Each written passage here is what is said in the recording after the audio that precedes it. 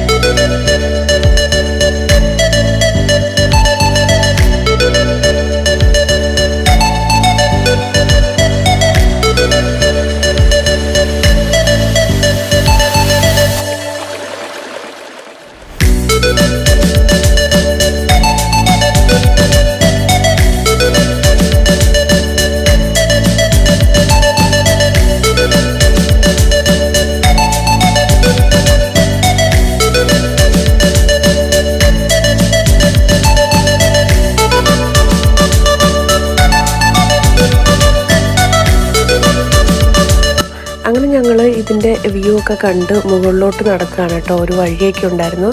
അവിടെ സ്നേക്സിൻ്റെ വാർണിംഗ് ഒക്കെ കണ്ടു. ഇവിടെ സ്നേക്സുകളുണ്ട്, സൂക്ഷിക്കണം എന്നൊക്കെ പറഞ്ഞിട്ടായിരുന്നു. എന്തായാലും ഞങ്ങൾ പോയപ്പം സ്നേക്സിനെ ഒന്നും കണ്ടില്ല.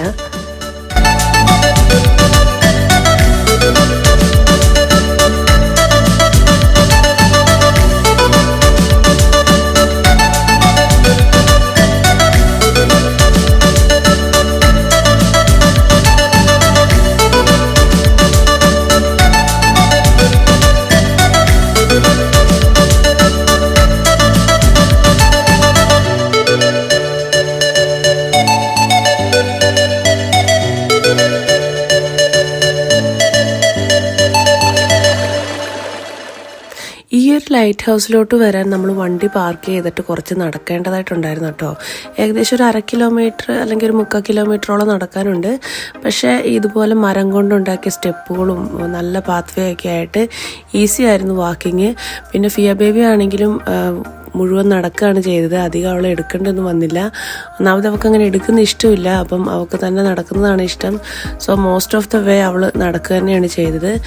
അങ്ങനെ ഞങ്ങൾ കുറേ സമയം അവിടെ സ്പെൻഡൊക്കെ ചെയ്ത് അടുത്ത ഡെസ്റ്റിനേഷനിലോട്ടുള്ള യാത്ര തിരിച്ചിട്ടോ. അതും ട്വീറ്റ് ഹെഡ്സിൽ തന്നെയുള്ള ഒരു ബോട്ട് ഹാർബറിലോട്ടാണ് കേട്ടോ നമ്മുടെ അടുത്തത് പോകുന്നത്. ജാക്ക് ഇവാൻസ് ബോട്ട് ഹാർബർ എന്ന് പറഞ്ഞിട്ടൊരു ഹാർബറിലോട്ടാണ് നമ്മൾ പോകുന്നത്. അവിടെ ചെന്ന് കഴിഞ്ഞപ്പം ഈ ആൽഫ്രഡ് സൈക്ലോണിൻ്റെ ഭാഗമായിട്ട് ഒത്തിരി ചേഞ്ചസ് ഒക്കെ അവിടെ വന്നിട്ടുണ്ടായിരുന്നു. അവർ ബോട്ടിങ്ങും അതുപോലെ അങ്ങനെയുള്ള ആക്ടിവിറ്റീസ് ഒന്നും അവിടെ നടക്കുന്നുണ്ടായിരുന്നില്ല. എന്നിരുന്നാൽ പോലും ആ ഒരു സ്ഥലം എന്ന് പറയുന്നത് കംപ്ലീറ്റ്ലി ഫാമിലി എൻ്റർടൈൻമെൻ്റ് ആയിട്ടുള്ള അല്ലെങ്കിൽ ഒരു ഫാമിലി പിക്നിക്കിന് പറ്റിയ ഒരു സ്ഥലമാണ് കേട്ടോ ഇത്. അവിടെ ബാർബിക്യൂ ചെയ്യാനുള്ള സൗകര്യങ്ങളും ബോട്ടിങ്ങും അതുപോലെ തന്നെ എല്ലാവിധ സൗകര്യങ്ങളുണ്ട്. ഷോപ്പിങ്ങിനും സ്ട്രീറ്റ് ഫുഡിനും ഒക്കെയുള്ള ഫെസിലിറ്റി ഉണ്ട്. അതോടൊപ്പം തന്നെ നമ്മൾ കുട്ടികളെ കൊണ്ടാണ് വരുന്നതെങ്കിൽ കുട്ടികൾക്ക് കളിക്കാനുള്ള പാർക്കും കാര്യങ്ങളും ഒക്കെ അവിടെ ഉണ്ടായിരുന്നു. പിന്നെ ഈ പാർക്കും ഊഞ്ഞാലും അങ്ങനത്തെ കുറച്ച് പ്ലേ ആക്ടിവിറ്റീസിനൊക്കെയുള്ള ഒരു സൗകര്യം ഇവിടെയുള്ള എല്ലാ സ്ഥലങ്ങളിലും കണ്ടുവരുന്നുണ്ട്. ഏത് കോമൺ ആയിട്ടുള്ള അല്ലെങ്കിൽ ഏത് എൻ്റർടൈൻമെൻറ്റ് പ്ലേസ് അല്ലെങ്കിൽ ഒരു പാർക്ക് എന്തും ആയിക്കോട്ടെ, സാധാരണ ഒരു ഗ്രൗണ്ട് അല്ലെങ്കിൽ ഏതെങ്കിലും ഒരു ഓഡിറ്റോറിയം ഇങ്ങനെയൊക്കെ വരുമ്പോൾ ഇവിടെ പൊതുവേ ഞാൻ ശ്രദ്ധിച്ച കാര്യമാണ് കുട്ടികൾക്ക് കളിക്കാനുള്ള എന്തെങ്കിലും കുറച്ച് സംഭവങ്ങളൊക്കെ അറേഞ്ച് ചെയ്ത് അവർ ചെയ്തിട്ടുണ്ടാവും മിക്കവാറും എല്ലാ സ്ഥലങ്ങളിലും. അപ്പോൾ അതൊരു നല്ല കാര്യമായിട്ട് എനിക്ക് തോന്നി കേട്ടോ. പിള്ളേർ അവിടെ ചെല്ലുമ്പോൾ എൻഗേജ്ഡ് ആവും, നമുക്ക് വേണ്ടിയിട്ട് അവർ പോസ്റ്റ് ആകേണ്ട വരത്തില്ല. അപ്പം അതുപോലെ തന്നെ ഇവിടെയും ഈ പറഞ്ഞ ഹാർബറിലും ഉണ്ടായിരുന്നു കുട്ടികൾക്ക് കളിക്കാനുള്ള സൗകര്യം. പിന്നെ മാത്രമല്ല ഈ വെള്ളമൊക്കെ കുറച്ച് കലങ്ങിയാണ് കേട്ടോ കിടന്നത്. കാരണം ഞാൻ പറഞ്ഞല്ലോ ആ സൈക്ലോണിൻ്റെ ആഫ്റ്റർ എഫക്റ്റ് ആണെന്നാണ് എനിക്ക് തോന്നുന്നത്. അതുപോലെ തന്നെ നമുക്ക് കാണാൻ പറ്റുന്നുണ്ട് ഇതിൽ നിറയെ മീനാണ് കേട്ടോ. എന്ന് വെച്ചാൽ ഒരുപാട് മീനുണ്ട്. എനിക്ക് ക്യാമറയിൽ അത് കറക്റ്റായിട്ട് എടുക്കാൻ പറ്റിയില്ല, അതുകൊണ്ടാണ് ഞാൻ എടുക്കാതിരുന്നത്. നിറയെ മീനുണ്ട്. പിന്നെ ഇവിടെ ഫിഷിങ്ങും സ്വിമ്മിങ്ങും ഒക്കെ അലൗഡുമാണ്.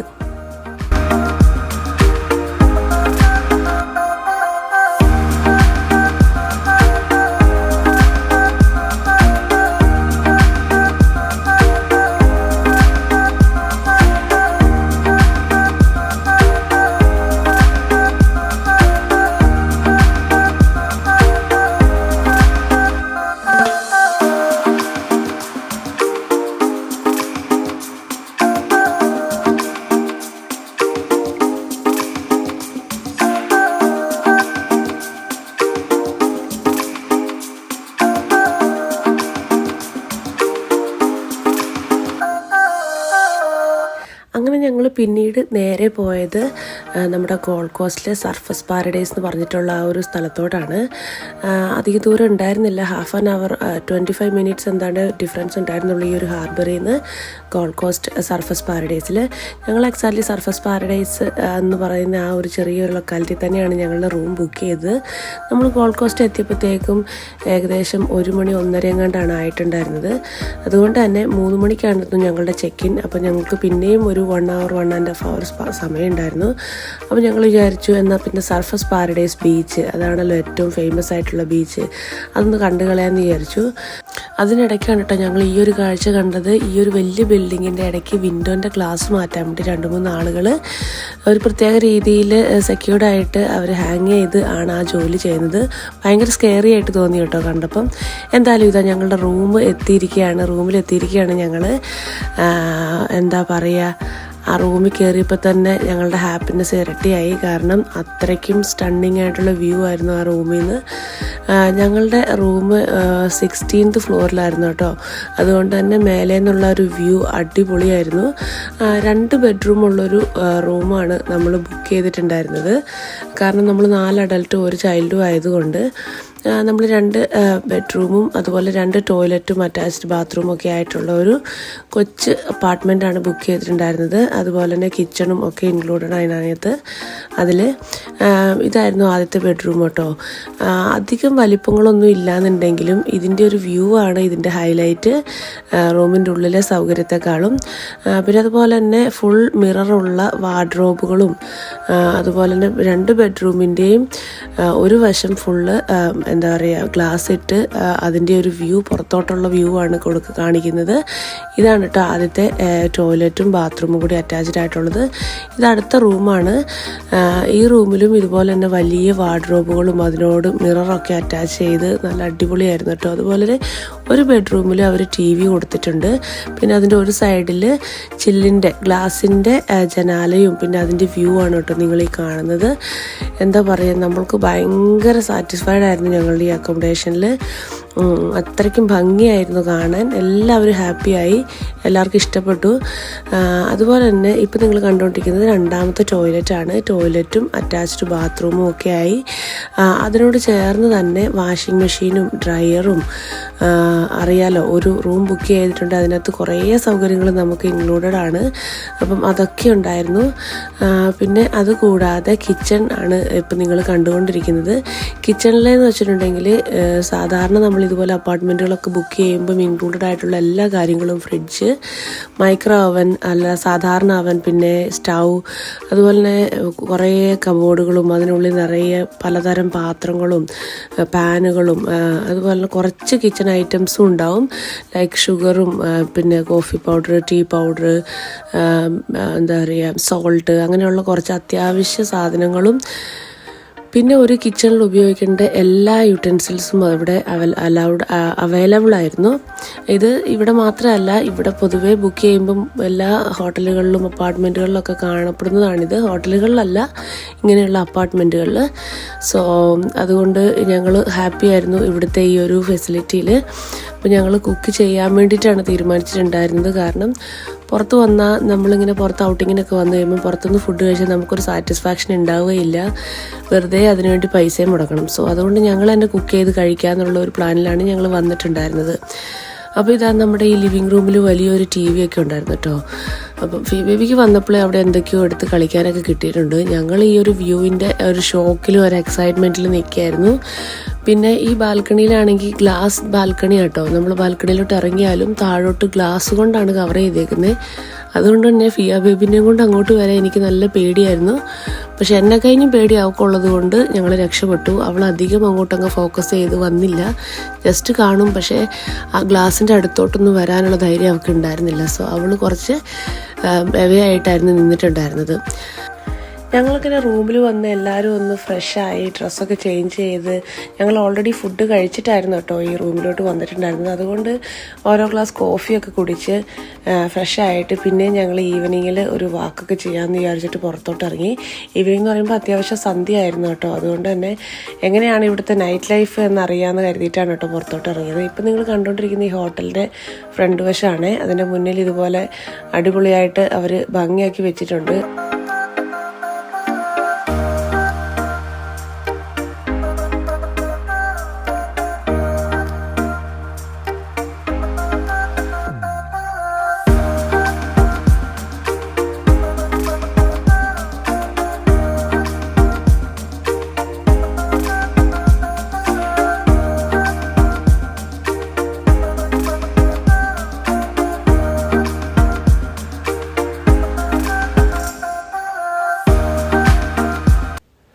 എനിക്ക് ഗോൾഡ് കോസ്റ്റ് വന്നു കഴിഞ്ഞപ്പോൾ എനിക്ക് പെട്ടെന്ന് മനസ്സിൽ വന്നത് ദുബായിയാണ്. ദുബായിലാണ് ഇങ്ങനെ ഒരുപാട് ബിൽഡിങ്ങുകൾ ചുറ്റും നമുക്ക് കാണാൻ പറ്റുക. പക്ഷേ ഗോൾഡ് കോസ്റ്റിലൊരു പ്രത്യേകത എന്ന് വെച്ചിട്ടുണ്ടെങ്കിൽ ഇത് വെള്ളത്താൽ ചുറ്റപ്പെട്ട് കിടക്കുന്ന ഒരു സ്ഥലം എന്ന് വേണമെങ്കിൽ പറയാം. എങ്ങോട്ട് തിരിഞ്ഞാലും ബീച്ചും റിവറും കാര്യങ്ങളൊക്കെയാണ്. അപ്പം അതാണ് ദുബായിൽ നിന്നുള്ളൊരു വ്യത്യാസമായിട്ട് എനിക്ക് തോന്നിയത്. പിന്നെ എനിക്ക് കുറച്ചും കൂടെ ബ്യൂട്ടിഫുള്ളായിട്ട് തോന്നിയത് ഗോൾഡ് കോസ്റ്റാണ് കേട്ടോ. ദുബായിക്കാരെന്നെ ഒന്നും പറഞ്ഞേക്കരുത്, പക്ഷേ എനിക്കങ്ങനെ തോന്നി, അറിയില്ല. പക്ഷേ എനിക്ക് അത് രണ്ടും തമ്മിൽ ഭയങ്കര സിമിലാരിറ്റി തോന്നി കേട്ടോ.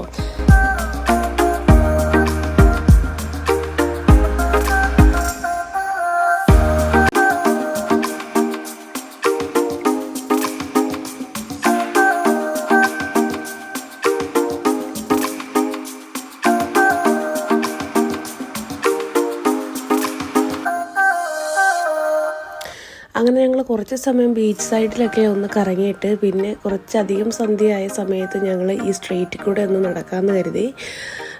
ആദ്യമായിട്ടാണ്, അതായത് കുറേ കാലത്തിന് ശേഷമാണ് കേട്ടോ ഞാനിങ്ങനെ ഒരു നൈറ്റ് ലൈഫ് കാണുന്നത്.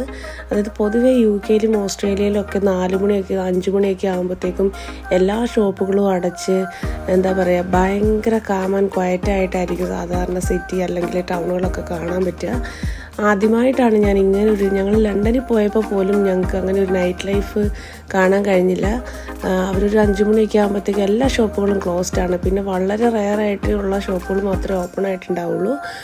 പക്ഷേ ഇവിടെ അടിപൊളിയാണ് കേട്ടോ. ഇവിടെ കുറേ സമയം ഷോപ്പുകൾ ഓപ്പൺ ആണ്. മാത്രമല്ല എല്ലാ ഷോപ്പുകളും ലൈറ്റൊക്കെ വെച്ച് ഡെക്കറേറ്റ് ചെയ്ത് ഭയങ്കര അട്രാക്റ്റീവായി ടൂറിസ്റ്റ് പ്ലേസിൻ്റെ എല്ലാ ആ ഒരു സംഭവം നമുക്കിവിടെ കാണാൻ പറ്റും. ഭയങ്കര അട്രാക്ഷനാണ് എങ്ങോട്ട് നോക്കിയാലും. ഭയങ്കര ഭംഗിയായിരുന്നു കേട്ടോ. എനിക്ക് ഒരുപാട് ഇഷ്ടപ്പെട്ടു. ഞാൻ ഇവിടെ വന്നതിന് ശേഷം ഞങ്ങൾ സിഡ്നി പോയിരുന്നു. ഇവിടുന്ന് ഞങ്ങൾ താമസിക്കുന്നിടന്ന് ഓൾമോസ്റ്റ് 8 hours 9 hours ഡിഫറൻസ് ഉണ്ട് അവിടെ എത്തണമെങ്കിൽ.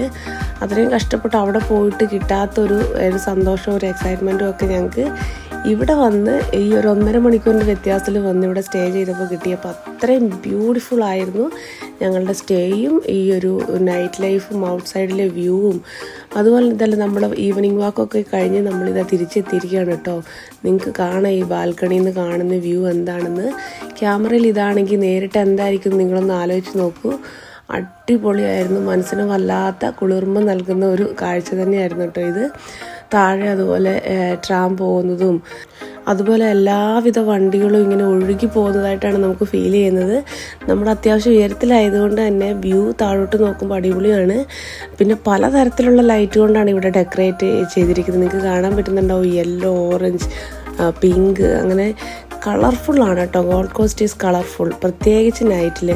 സോ ഒത്തിരി ഇഷ്ടപ്പെട്ടു. അപ്പോൾ ഇന്നത്തെ ഒരു ദിവസം ഞങ്ങളിതാ പോയി വന്ന് എല്ലാം കവർ ചെയ്ത് ഞങ്ങൾ ഗ്രിൽഡ് ചിക്കനൊക്കെ ഉണ്ടാക്കി കഴിച്ചു. അപ്പം ഇന്ന് ഞങ്ങൾ കിടക്കാൻ പോവാണ്.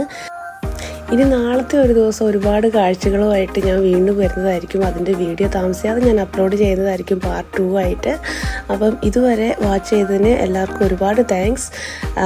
പിന്നെ എൻ്റെ വീഡിയോ ഇഷ്ടമായെങ്കിൽ എല്ലാവരും ലൈക്ക് ചെയ്യുക. അതുപോലെ സബ്സ്ക്രൈബ് ചെയ്യാത്തവരുണ്ടെങ്കിൽ സബ്സ്ക്രൈബ് ചെയ്ത് സപ്പോർട്ട് ചെയ്യുക. അപ്പോൾ ഇത്രയൊക്കെയായിരുന്നു ഇന്നത്തെ വീഡിയോയിൽ. മറ്റൊരു വീഡിയോയിൽ നമുക്ക് വീണ്ടും കാണാം. ബൈ.